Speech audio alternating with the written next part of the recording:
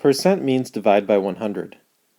So to change a percent into a fraction, we're going to replace the percent sign with what it means.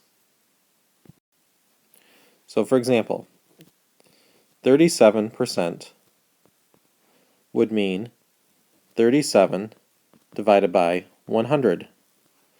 Notice that the percent sign here does not get rewritten over here, but instead gets replaced with what it means, divide by 100, because this means the same as that.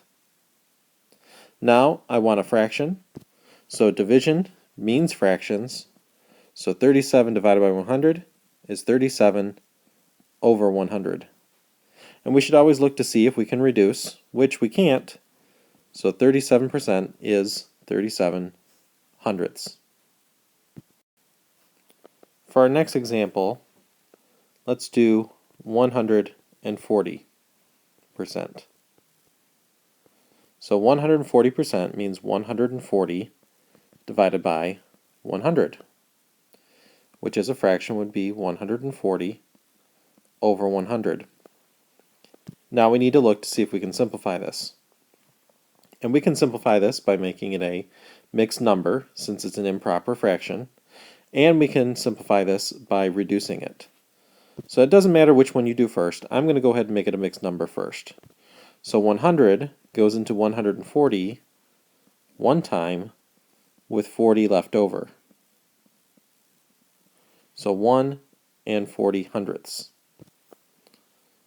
Now I'm going to divide this by 20 over 20.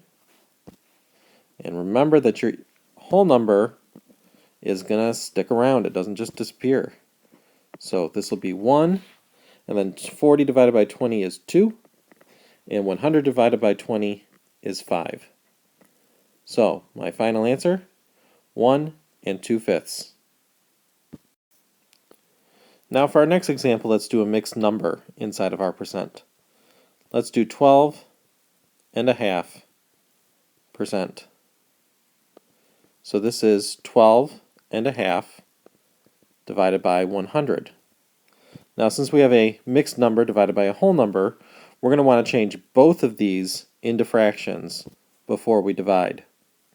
So if we remember from a different video about changing mixed numbers into improper fractions, we can think through the u in order to change that into a mixed number, or excuse me, an improper fraction. So 12 times 2 is 24, plus 1 is 25. And that'll still be over 2. And then divide that by 100 over 1. Now, you might be tempted to say 25 divided by 100 is 4, but remember, division, we have to pay attention to the order. If I have $25 and I split it up among 100 people, I unfortunately can't hand out $4 to everybody. So this answer to this is not 4, so we are going to have to change this so that dividing by this number will be the same as multiplying by its reciprocal. So 1 over 100. Now that I have multiplication, I can reduce before multiplying. Specifically, 25 and 100 can both be reduced by 25. So 25 by 25 is 1. 100 reduced by 25 is 4. And now we're ready to multiply. 1 times 1 is 1. And 2 times 4 is 8. And so 12.5% is 1/8. And finally, for our last example, let's put a decimal inside the percent. So let's say we had 2.4%. Well, just as before, that's 2.4 divided by 100.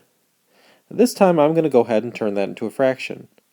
So 2.4 over 100. Now obviously I don't want a decimal inside my fraction, so I need to do something to this fraction that will move that decimal out of the way. Well, if I multiply this by 10 over 10, it should take care of it. 10 over 10 is a form of 1, so whatever the answer is, it will be the same as 2.4 over 100. But since I have 10 in my numerator, it will move that decimal out of the way, making the new numerator 24. Now in your denominators, don't forget to actually multiply. So 100 times 10 is 1,000. Now, I'm going to see if I can reduce. As it turns out, I can. I can divide this by 8 over 8. And so 24 divided by 8 is 3. And 1,000 divided by 8 is 125. So 2.4% is 3 125ths. And that's how we change percents into fractions.